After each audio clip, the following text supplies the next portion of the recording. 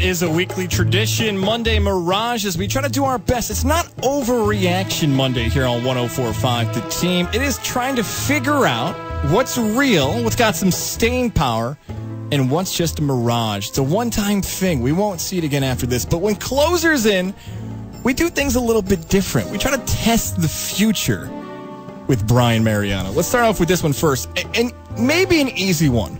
Real or mirage?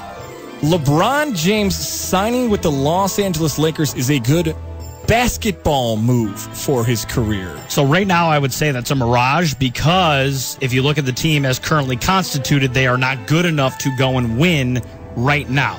Again, this could be something when you ask again next Monday if the move for Kawhi Leonard has been established, you grab another all-star to come and join, then maybe this could be just for pure basketball moves.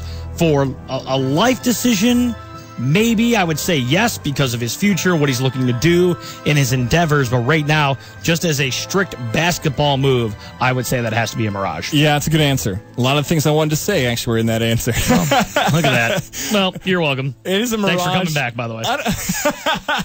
I don't know how many people are going with the real. No, I actually do know the people going with real. Laker fans. Laker fans are thrilled. LeBron James is coming to their favorite team. But we stack up the Western Conference. Steph Curry, Klay Thompson, Draymond Green, all still young players, and their style of play is shooting from beyond the arc. That is a skill set.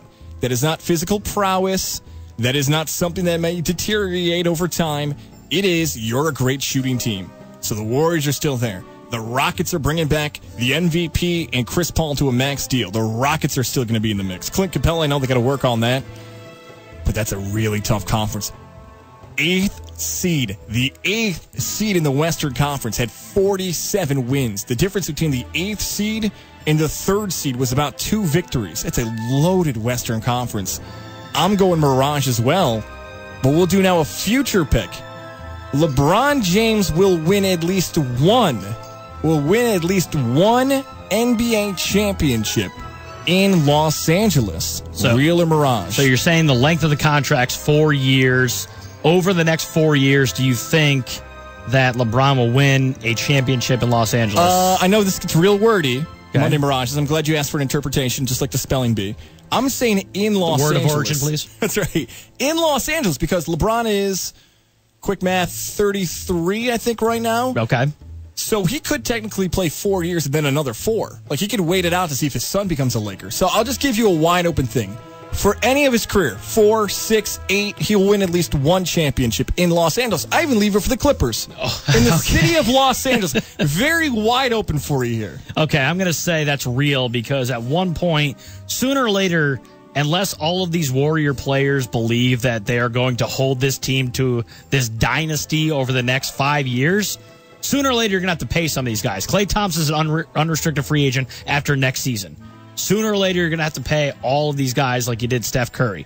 Kevin Durant just got a nice contract. That's what you're looking into, but most of them are 1-and-1s. Sooner or later, I think that breaks up a little bit, and free agents will start filtering to L.A. I think at least one championship for LeBron in L.A. when all said and done.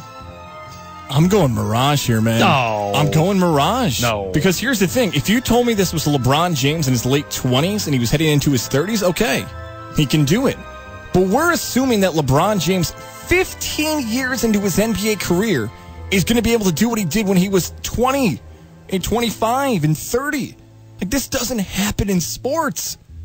And LeBron James is going to break the mold. He's going to be 37 years old, 36 years old, and still leading teams to championships by himself because he's that good. He's that big of a... Eventually, I've been told that father time catches up with athletes. Mm-hmm. So if that's the case, I would go Mirage that LeBron's not going to be able to do it and figure out a way to win it. Like, let's remember this, too. This year, 2017, 2018 season, they went the distance with the Pacers in the first round, and they were down in the series against the Celtics.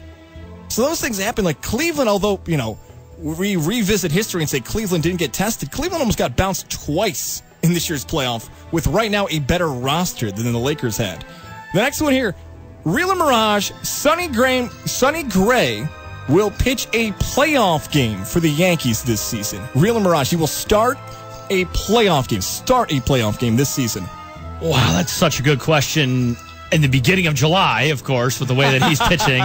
I'm going to say it's Mirage because at some point Brian Cashman's going to make a move for a starting pitcher. I think that's going to move Sonny Gray down. Masahiro Tanaka's going to get healthy again. He will be your 2 or 3. And if the Yankees do have to go 4 deep, it's going to be CC making that start, not Sonny Gray. So on July 2nd, I will say that is a Mirage. You know, Mirage works in our favor, doesn't it here? Like, this is, and I love doing these with you because if we were at Saratoga right now, the betting money would go for Mirage for a few reasons, right? If they go to a 1-game playoff, Sonny Gray is not going to be the 1-game playoff Correct. pitcher. If they go to a 5-game series, they're going to do everything they can to avoid it. If they go to a 7-game series, they'll probably still do everything they can do to avoid.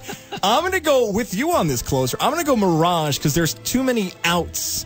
There's too many ways that they can avoid pitching Sonny Gray in the playoffs. Now, that doesn't mean that at some point, if the Yankees get to an ALCS or a World Series, that Sonny Gray's not going to see the mound. And, hey, if he's on the road, he might be okay.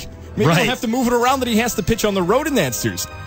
Too many ways we don't see Sonny Gray. So I'm going Mirage here with you, which brings us to the future question on this.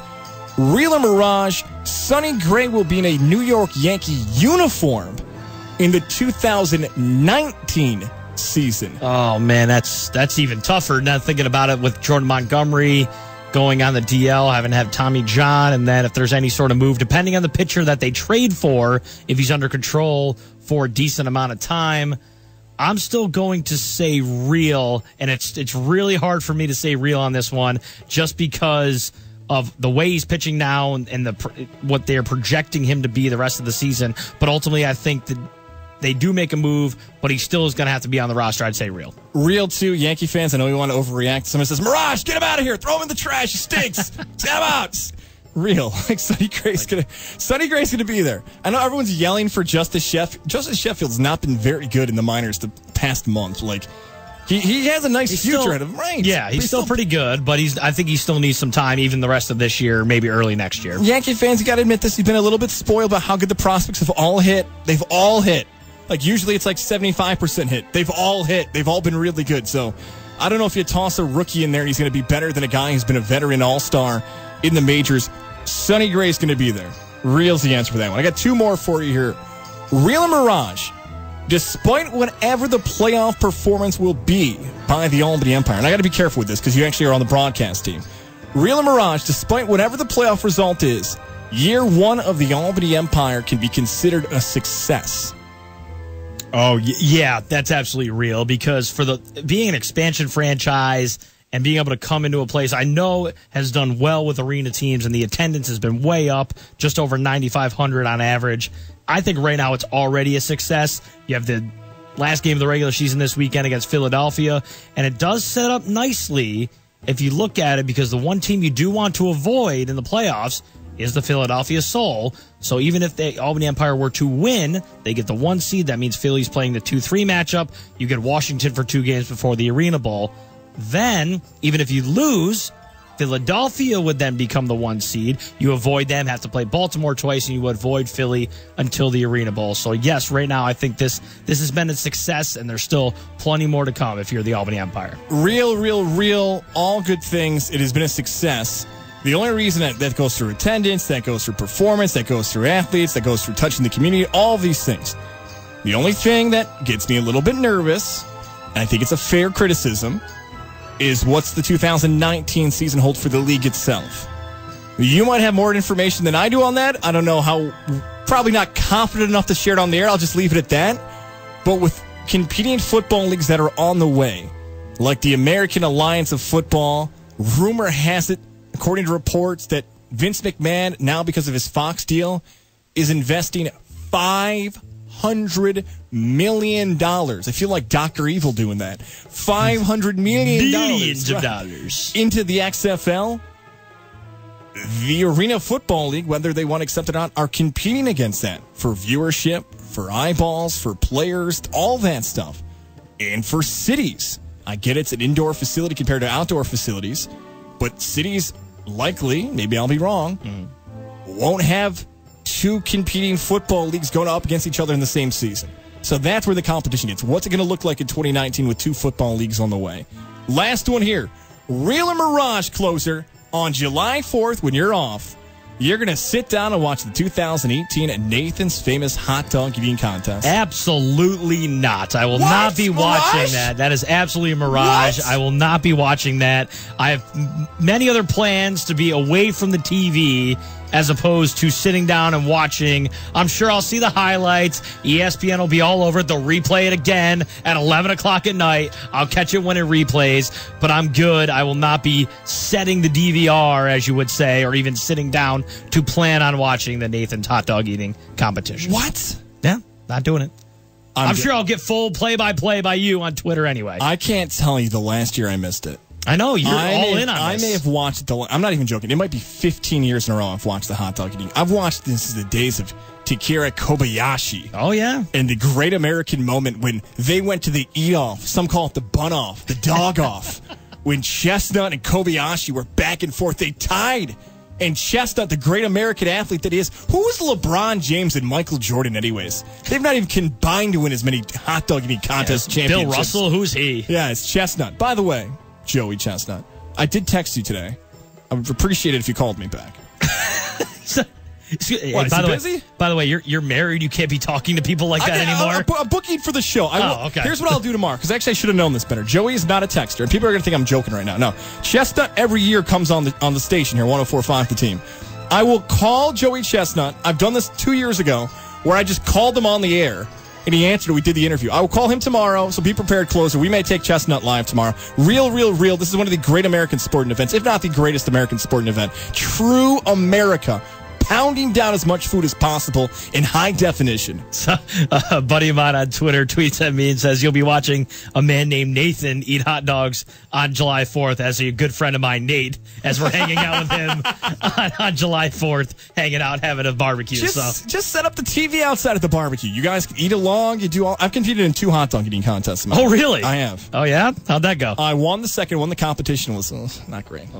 Would you eat against your fiance? No, my buddies. Those idiot groomsmen you saw. Oh, okay. We had hot dog eating contests. How did you beat any of them? Oh, I didn't beat them. I beat that. The second year, most of them, the skinnier ones participated the second. First year, year I got beat. I see. I see what you did there. You know what really works, though? And I know no one cares about this, so I'll just say it real quick. Okay. You know when you see them, like, dunking the bun? Oh, yeah. That works. Oh, like, yeah. You actually do eat it faster. It's consistency. disgusting. I mean, it's disgusting. It's a winning strategy. It is a winning strategy. Your boy, Joey Chestnut, for now, doing big things. For now. Wait, now he's not your boy? Now you're... Until he answers my call. You're a bitter ex? That's what you are The right guy now? gets on Amazing Race, and all of a sudden he's a big shot and won't answer my text. It's a big-time show, okay? I know you're all about Big Brother. It's a big-time show, though. Amazing Race is really popular. There you go. It's a good time. How does it not win the Emmy every year? Like, they're going to, 95 countries, and, The Voice... Dude, we went to 90 countries, and The Voice just hit play on someone singing, and they won the...